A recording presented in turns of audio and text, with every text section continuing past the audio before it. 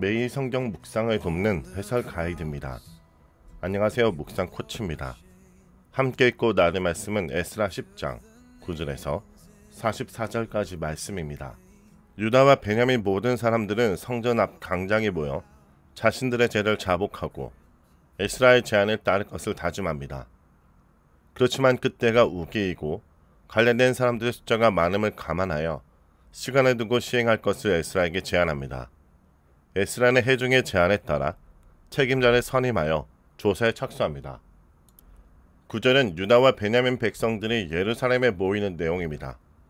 모든 백성들이 에스라의 요청에 따라 3일 안에 예루살렘 광장에 모입니다. 당시 예루살렘은 중요한 모임이 이루어지는 장소였고 성전 동편에 위치한 광장은 수천 명의 인원을 수용할 수 있었습니다. 에스라의 지시가 공포된 지 3일 후 백성들이 성전 앞 광장에 앉았을 때 큰 비가 내렸습니다. 우기였기 때문에 자연스러운 현상으로 생각할 수 있었지만 그 자리에 모인 백성들은 하나님의 진노를 생각하여 두려워합니다. 10절에서 17절은 에스라의 권고와 조치입니다. 에스라는 기아민들이 이방 여인과의 통혼을 말미암아 지금까지 조상들이 지은 죄에 또 하나의 죄를 더하였다 말합니다. 이전에 조상들의 죄로 말미암아 하나님의 징계가 임하고 그로 인해 백성들은 포로로 끌려가게 되었는데 이제 유다 공동체가 또다시 그런 위기를 자초했다는 것입니다. 에스라는 백성들에게 하나님 앞에서 죄를 자복하고 속기 그 지방 사람들 및 이방 여인들과 단절할 것을 촉구합니다. 에스라가 의도한 바는 거룩한 백성으로서의 구별된 모습과 율법에 충실한 공동체의 삶이었습니다. 백성들은 큰 소리로 에스라의 제안을 수락합니다. 큰 소리로 대답했다라는 것은 이 일에 적극적으로 동참했음을 의미합니다. 에스라의 결정을 곧바로 이행하기에는 현실적 문제가 있었습니다. 그것은 이방인과 결혼한 사람들의 숫자가 많고 우기로 인한 거친 날씨 때문이었습니다. 이로 인해 회중은 에스라에게 새로운 제안을 합니다. 그것은 반백들을 중심으로 위원회를 구성하고 당사자들로 하여금 자진해서 성읍위원회에 출석하도록 하는 것입니다. 그 다음에 방백들이 성읍 장로들 및 재판장과 함께 예루살렘 법정에서 문제를 처리하도록 하는 것입니다. 비록 시간이 지체되긴 했지만 각 지역의 장로들과 재판관들이 상황을 더 정확하게 파악할 수 있어 합리적인 제안처럼 보입니다. 그때 이 일에 의의를 제기한 사람들이 있었는데 그들의 이름은 요나단, 야시야, 무술람, 사부대로 소개됩니다. 이들이 반대한 이 일이 구체적으로 무엇을 의미하는지에 대해서는 두 가지 견해가 있습니다. 첫째는 이방인 아내를 내보낸 일 자체로 보는 것이고 둘째는 회중이 제안한 13절에서 14절의 수정안을 보는 견해입니다.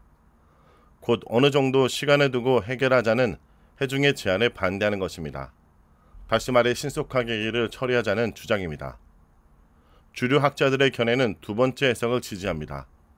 사로잡힌 자들의 자손은 시간을 두고 하자는 회중의 제안을 받아들이기로 결정하고 구체적인 시행에 옮기기로 합니다. 에스라는 이 일을 위해 족장들 몇 사람을 선임하여 책임을 맡깁니다. 이방 여인을 아내로 맞이한 사람들에 대한 조사는 10월 1일에 시작되고 3개월 동안 진행되어 1월 1일에 마치게 됩니다. 1년 전 바로 이날은 에스라가 예루살렘으로 떠나기 위해 아와 강가에 있었던 날입니다. 18절에서 43절은 이방 여인과 결혼한 사람들의 명단입니다. 이방 여인과 결혼한 사람들의 명단은 가장 먼저 제상의 무리, 다음으로 레인과 노래하는 사람들, 이어서 일반 백성들 순으로 제시됩니다. 제사장 가운데 이방 여인을 아내로 맞이한 사람으로는 예수아 자손 중 요사닥의 아들과 그의 형제 마세와 엘리에셀, 야립, 그달야이다. 예수아 가문은 수르바벨과 함께 성전 건축을 주도하기도 했는데 대제사장 가문으로서의 본이 되는 모습을 보이지 못했습니다. 그렇지만 그들은 죄를 뉘우치고 모두 이방 아내들을 내보내기로 맹세한 후에 순양 한 마리를 속건제로 드립니다. 속건제는 말의 범죄에 드리는 제사로 제물은 순양으로 한정되어 있습니다. 이방 여인과 결혼하는 것을 하나님께 신실하지 못한 행동, 즉 언약을 어기는 행동으로 간주한 것입니다. 이들이 드린 속건제는 백성 전체의 잘못을 위해 드린 것으로 보입니다. 대제사장 예수와 자손 외 제상 가운데 인멜 자손, 하림 자손, 바술 자손도 이방 여인을 아내로 맞이했습니다. 레인 가운데 이방 여인을 아내로 맞이한 사람들은 요사밧, 시므이, 글리다, 부다히야, 유다, 엘리에셀입니다. 그 외 노래하는 중에는 엘리아십, 문지기 중에는 살룸, 델렘, 우리아가 포함되어 있습니다. 일반 백성들 가운데 이방 여인을 아내로 맞이한 사람들의 명단은 이스라엘이라는 명칭 아래 10개의 가문으로 나뉘어 소개됩니다. 본문 읽기에 따라서 바니 자손과 느보 자손 사이에 비누이 자손과 자카이 자손을 포함하여 12가문으로 분류하기도 합니다. 전체 인원은 제상 17명, 레인 6명, 노래하는 자와 문지기 4명, 백성들 86명, 도합 113명입니다. 이렇게 다양한 사람들이 열거되는 것은 이방인과의 통혼 문제가 기한 공동체에 얼마나 깊숙한 영향을 미쳤는지를 보여줍니다.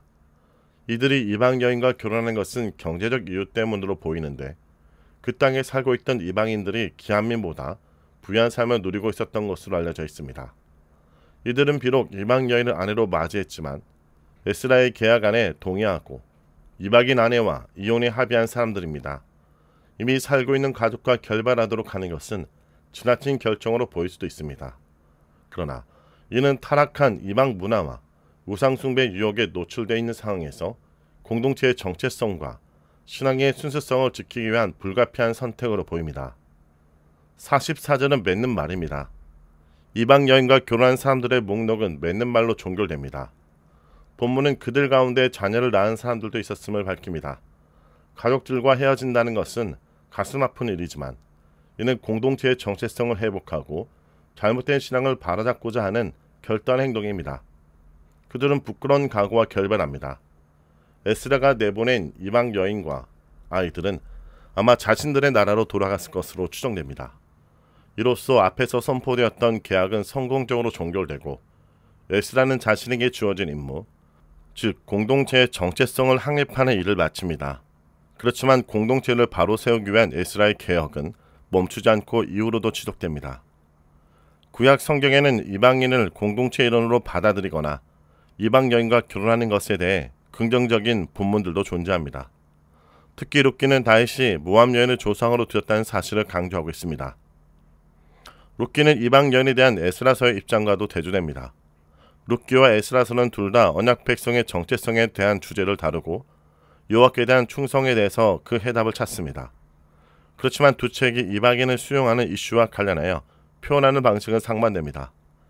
에스라의 결정은 포로 귀환 후 새롭게 시작된 공동체가 주위 민족들의 영향으로 정체성 위기를 경험하던 당시의 특수한 상황 속에 평가돼야 합니다. 다시 말해 성경 안에 이방인에 대한 수용적 태도를 보이는 본문들과 적절한 균형 속에서 평가되어야 합니다. 성도 여러분, 우리의 거룩한 정체성은 우리가 지켜야 될 가장 중요한 유산입니다. 오늘 다시 우리 마음과 삶을 하나님 앞에서 정결케 하는 아픔의 결단을 내려야 합니다. 그리하여 하나님의 진노를 거두고 소망 있는 거룩한 공동체로 굳건히 서게 되기를 축원합니다. 말씀을 놓고 기도하겠습니다. 주님, 저희를 긍휼히 여겨 주옵소서. 연약함과 제 깊은 뿌리를 보고 탄식하며 눈물 흘렸던 에스라의 심정을 저에게도 허락하여 주옵소서. 저희가 죄를 직면하는 고통스러운 가정을 회피하지 않게 하시고 세상의 안일함과 타협의 목소리 앞에 하나님의 거룩한 명령을 떨며 준행하는 단함을 오늘 허락하여 주옵소서. 예수님의 이름으로 기도합니다. 아멘.